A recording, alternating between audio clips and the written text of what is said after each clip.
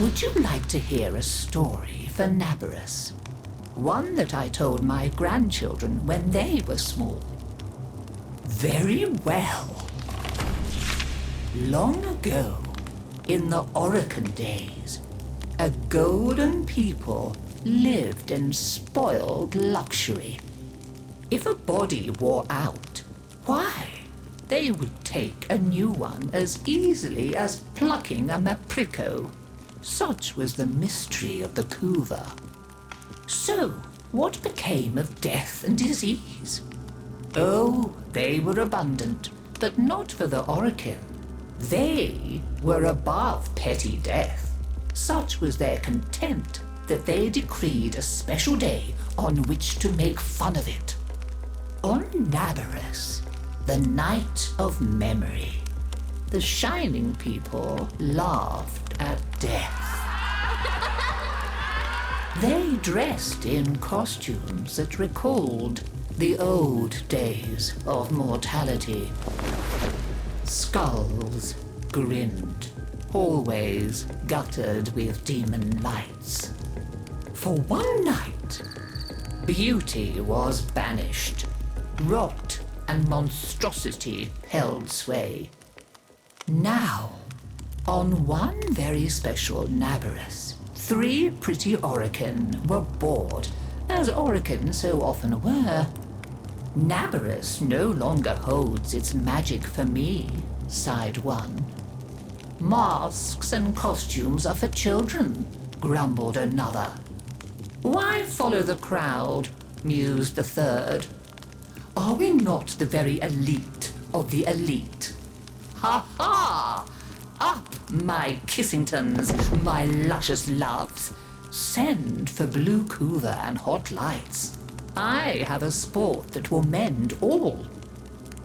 And in the corridor, behind a curtain, a solitary silent girl heard them and said nothing.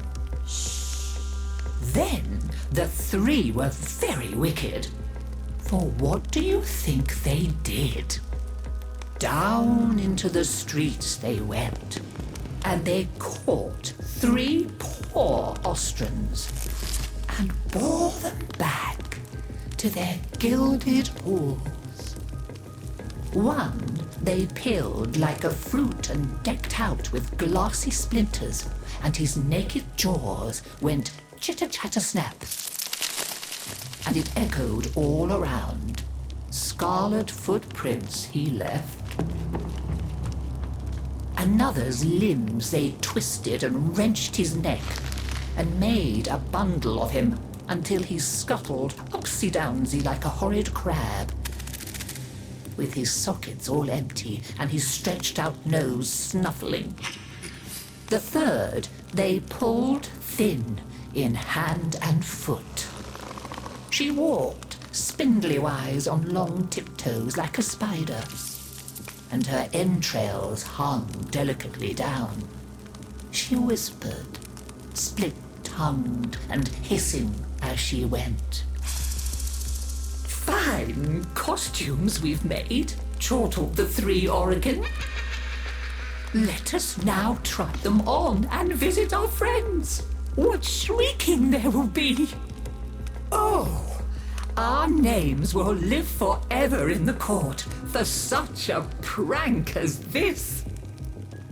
Now, the silent girl brought them their blue Kuva, so they could take on these twisted bodies for only a short time before returning to their own. They drank and slept and woke in their 3 horrid forms. Off they went down the stairs, out the door, into the city, into the night of banners and masks and wild hilarity. Chitter-chatter-snap, scuttle-buttle, whispery-hispery. As you can imagine, there were many screams and laughs. Such cleverness, such wit. But in a high room of the tower, the silent girl looked at the faces of the 3 sleeping Orokin. she went and opened a little ivory door that she was not supposed to know about, and drew forth a flask that she would have been glassed for even looking at.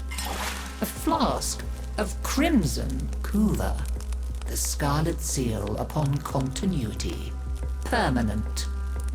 And she tipped it down 3 cruel throats.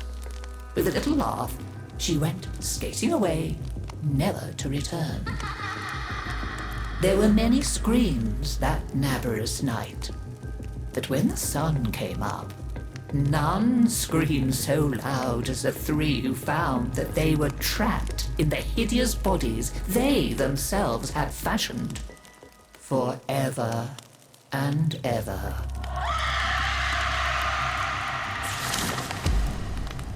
So, listen carefully, Tenno, and beware, for you may hear them coming tonight. Whispery-hispery on long stalking bones, scuttle-buttle with his eyes all empty, and skinless, dripping-handed, chitter-chatter-snap. Happy Naberus!